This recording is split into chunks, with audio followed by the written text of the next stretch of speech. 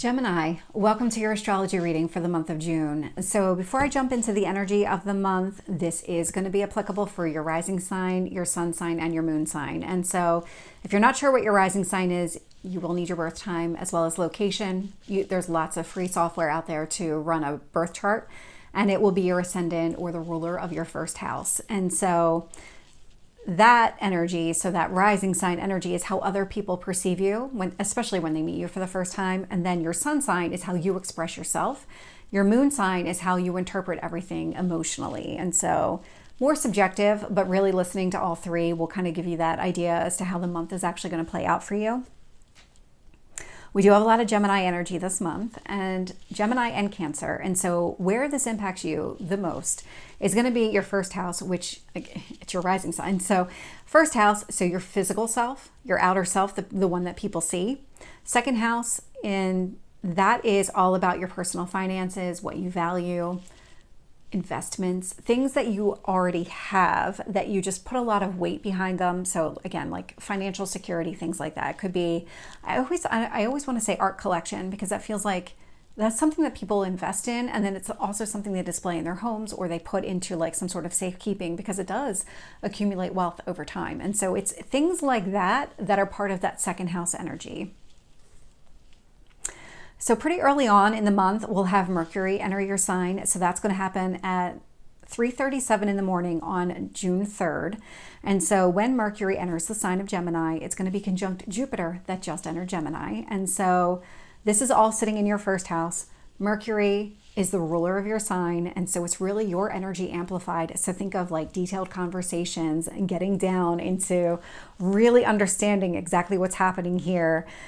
Jupiter in Gemini is about growth and expansion. So when you're thinking about things that you want to do to expand and grow who you are, what kind of conversations do you want to have? Really getting into the details, really understanding the depths of everything that you want to do and grow for yourself. Jupiter can also be higher education, long distance travel, all of those things. And so it's really about you creating some sort of growth and expansion for yourself. We'll also have Mercury conjunct Uranus in the sign of Taurus. And so again, when it comes to your first house, so Mercury and Gemini, lots of conversations around who you are, who you want to be, things like that. Uranus in Taurus is in your 12th house. So your 12th house is your subconscious self. And so this would indicate that whatever you want on the outside, whatever you're trying to do and change on the outside, requires some sort of change on the inside as well. And so Uranus will break free and shake things up for you, but in a grounded, practical way, because that's the Taurus energy. And so it's really about trying to bring those into some sort of alignment.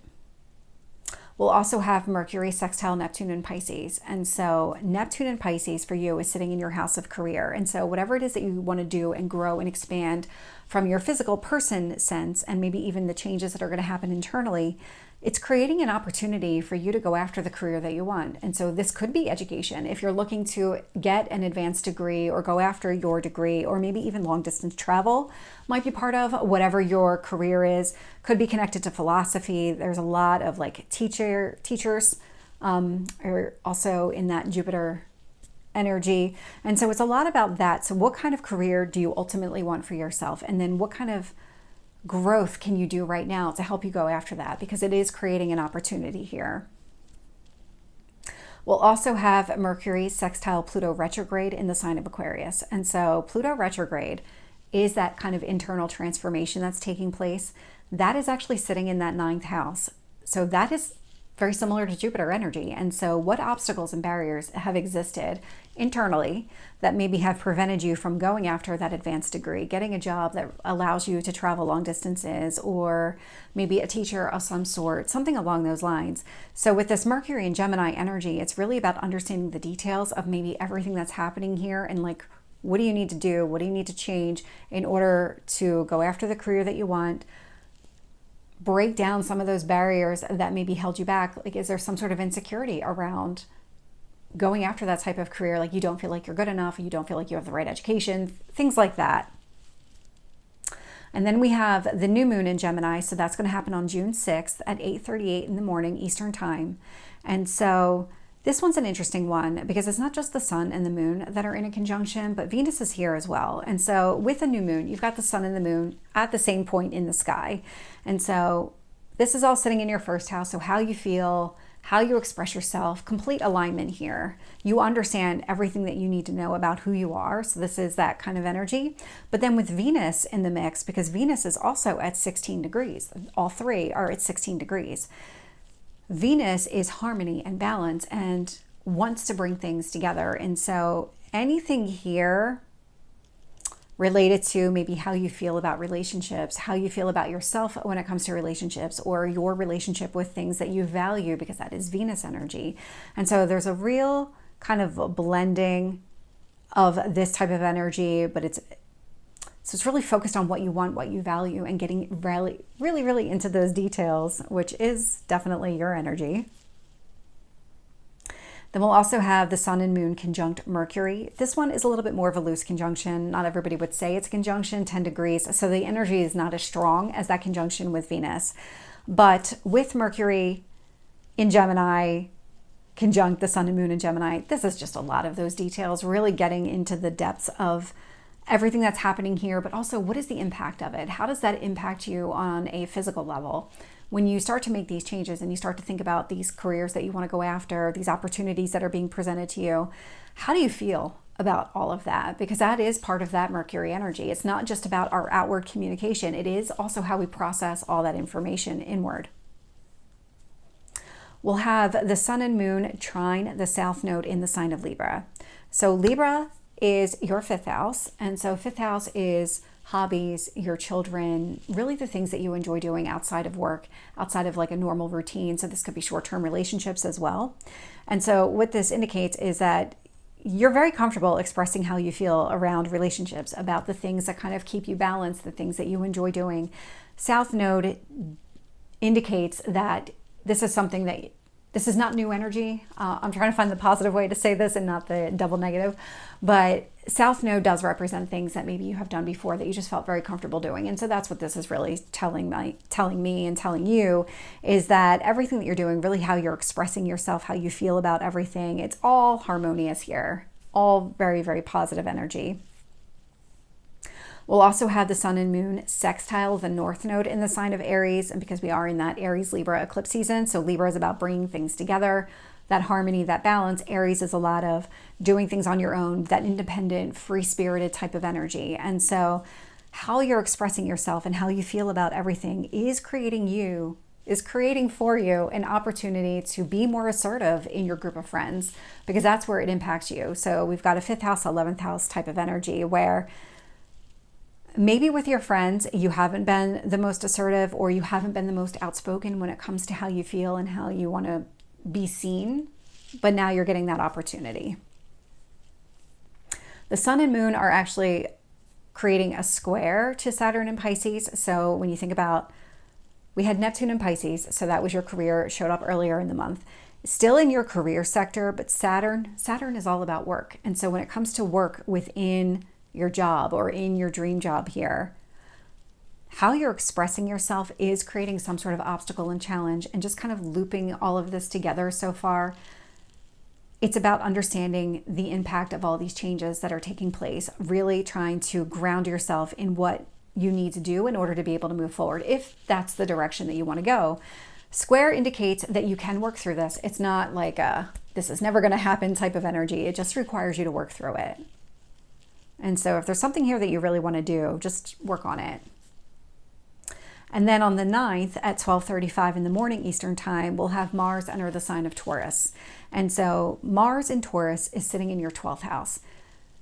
This is that house of the subconscious. It's secrets, it's things hidden.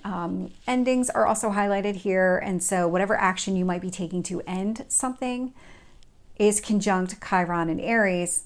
So if standing up for yourself within your group of friends heals some sort of wound, like in order to have your friend, this would be one, a wound that could be coming to the surface. So if you feel like your group of friends, you kind of always, you're the go with the flow person, but sometimes you don't want to go with the flow. Sometimes you want to do something different or be something different or something along those lines. That would be a wound connected to your group of friends that's coming to the surface that you can address, because that is showing up here on the 6th. But what's showing up here on the 9th indicates that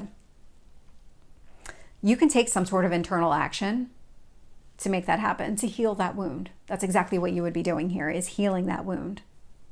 So that would be any wounds connected to your group of friends and how you see yourself within that group of friends, how you relate to them on some sort of level. You have the ability here to make some sort of internal change to yourself in order to be able to heal that wound. We'll also have Mars square the moon, and the moon's in the sign of Cancer. And so Mars, again, in Taurus, sitting in that house of the subconscious, things hidden, square moon in Cancer. So when it comes to what you value, what you want, because Cancer is sitting in that second house of the things that you value, kind of going back to that art collection or your personal finances, investment strategies, all of these different things. And so these changes or this action that you can take internally is creating some sort of obstacle or challenge to that kind of financial security you're trying to create for yourself. Or it could be creating some sort of obstacle or challenge to maybe your spending and savings habits. Something here is shifting and it's creating some friction between these two. And then we'll also have Mars in Taurus square Pluto retrograde in Aquarius. And so again, Mars in Taurus, what kind of internal changes do you want to make for yourself? What kind of actions do you want to take to change your perspective on things? Is creating obstacles and challenges to some of the other work that you're trying to do to kind of grow yourself, remove some of those obstacles and barriers. Again, square energy, you can work through this. It just indicates that there needs to be work done on your side to make sure that the changes that you're making internally also reflect what you want in your career, going down that path. So maybe standing up for your group of friends or standing up for yourself, healing that kind of wound. Is there something here? Is there some additional work that needs to be done in order for you to be able to go after exactly what you want? And then on the 17th at 2:20 in the morning Eastern time, we'll have Venus enter the sign of Cancer. And so Cancer is a very deep, very nurturing type of energy, a lot of depths to emotion. And so when Venus enters Cancer, Venus is conjunct the sun, but the sun is still in your sign. It's in the sign of Gemini. And so Venus bringing things together, what it is that you value, what it is that you want. So now that's sitting in your second house of personal finances, your investments, things like that. And so it's about understanding what it is that you value, what it is that you want from an emotional standpoint, really understanding that emotional need and using however you express yourself, really understanding the details of that to kind of bring those into an alignment here. It's an easy flowing energy. This is going to feel very natural for you. You're not going to have to put any additional work into this, but it's going to be expressing what you value, what you want, what you need. And so it's connecting that physical self to your finances. And then we'll have Venus conjunct Mercury in the sign of Gemini. So again, Venus is sitting in your second house, really emphasizing what it is that you value, what it is that you want, and really understanding the depths of your emotional connection to that as well. Is conjunct Mercury in Gemini. And so again, it's coming back down to your self-expression. So really more of that same type of energy. We'll also have Venus in Cancer trine the moon in Libra. And so when it comes to your finances, again, easy flowing energy when it comes to your hobbies, maybe your children, short-term relationships, bringing things together. There's some sort of alignment that is just organically going to take place. This is an easy flowing energy where your finances and maybe your spending savings habits align with how you enjoy your free time. All of that. Venus in Cancer will also be sextile Mars in Taurus. And so when it comes to your finances and what you value around maybe your financial freedom, your savings, all of these different things, when it comes to that, this is what I value bucket, it's creating an opportunity for you to make more changes internally. These would be very grounded, very practical type of changes. What's interesting about this kind of relationship here is Venus is actually the ruler of Taurus. And so this Venus in Cancer sitting in your house of financial freedom, we'll call it that. It is about your personal finances. It's creating an opportunity for you to ground yourself internally to have that. So this could indicate if there are changes to your spending habits that you want to make, you do need to make some internal changes to yourself, like finding ways to prevent yourself from spending, buying that thing on Amazon every single day and having that come in. Is there things that you can do, action you can take to kind of change your approach to money and your relationship with money? We'll also have Venus square Neptune in Pisces. And so when it comes to your personal finances, there are some obstacles and challenges when it comes to the career that you want. And so if it's something where you want a career, let's say it's traveling, and you want to be somebody who just blogs about all this different types of travel, this would indicate that maybe you don't have the money right now to be able to do something like that, but it does require work in order for you to be able to do that. And so when you kind of think about any kind of changes you want to make to your spending and savings habits, how does that relate to having the career that you want? Does it help you save money to be able to go after that? Do you need to move to a different location in order to be able to have this career that you want? So really kind of focused here on your finances. And then on the 17th, so it's the same day, we will have Mercury enter the sign of Cancer. So we have Venus and then Mercury enter, and it's literally within hours of each other. So Mercury will enter Cancer at 5:07 in the morning Eastern time, so it's 3 hours later. And so when this happens, obviously we've got Mercury and Venus just entered. They're both at the same degree point. They both just entered the sign of Cancer. So it's at that 0 degrees. This is the beginning of something new here. Mercury in the sign of Cancer. So now you're communicating how you feel about your investments or your just financial well-being in general, and what it is that you value about that. That's all being highlighted. We'll have Mercury in Cancer conjunct the Sun in Gemini. And so this is now expressing what it is that you value within your personal finances or whatever strategy you've set up for yourself. We'll have Mercury trine the Moon in Scorpio. And so the Moon in Scorpio, the Moon is your emotions. Scorpio is about transformation. And so what this is doing is when it comes to expressing how you feel about your personal finances, there's an easy blend of energy to maybe making some changes within your daily routines, your daily life in general. And so it's not like your rigid Monday through Friday routine. It's actually bigger than all of that. It's really about how you want to live your life in general on a day-to-day basis. And so it's creating some sort of, it's blending some sort of opportunity here. And then we'll have Mercury square Neptune in Pisces. And so again, with this Neptune and Pisces sitting in your house of career, what is it that you truly want from a career standpoint? And then what about your finances? Maybe I'll go back to the school piece of it. Maybe you feel like you don't have enough money, or you are trying to find a way to get more money here in order to be able to go back to school or something along those lines, in order to go after that dream job that you want, have that career that you've been wanting. And then on the 20th, so just a few days later, we will have Sun enter the sign of Cancer. And so that's going to happen at 4:51 in the afternoon Eastern time.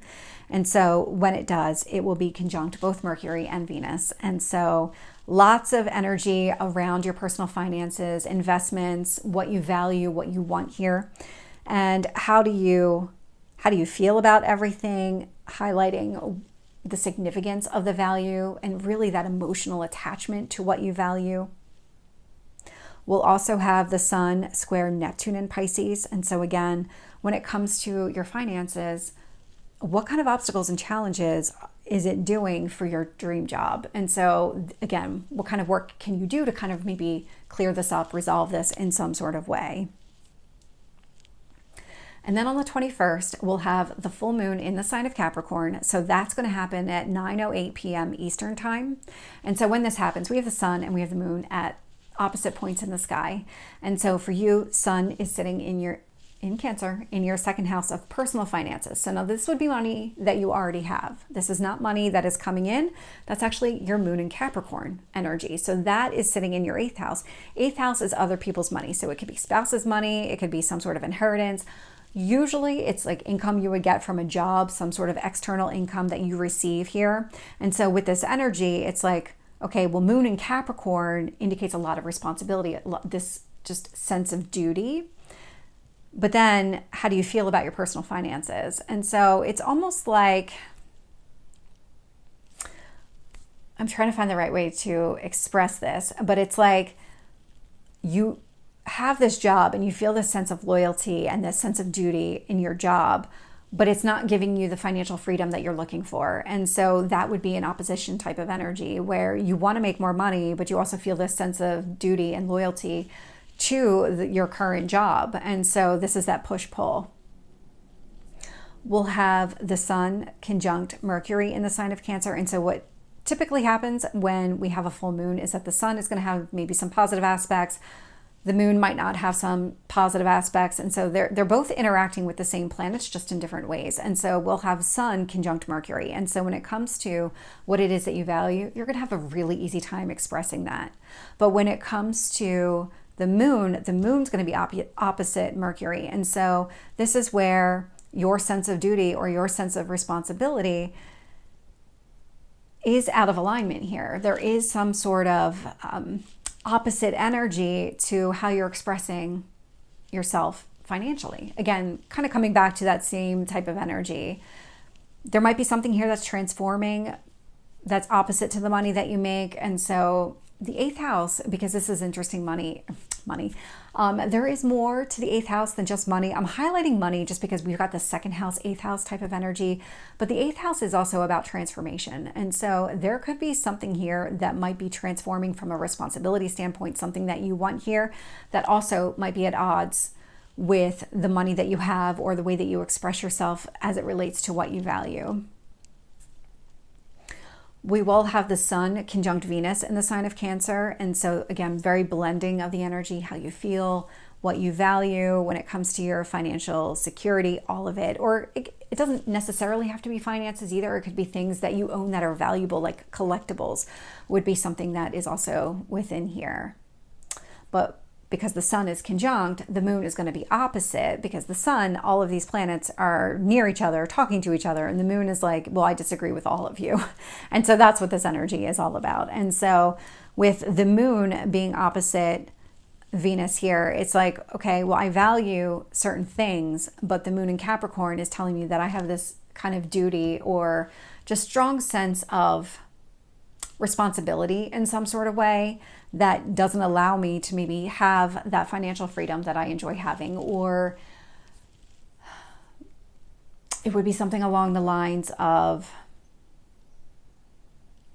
maybe needing to, I'm trying to find the right way to describe exactly what I was feeling, but it has a lot to do with your sense of responsibility and maybe feeling like you shouldn't be taking a way out within that moon and Capricorn energy, that you shouldn't be looking for some sort of alternative here.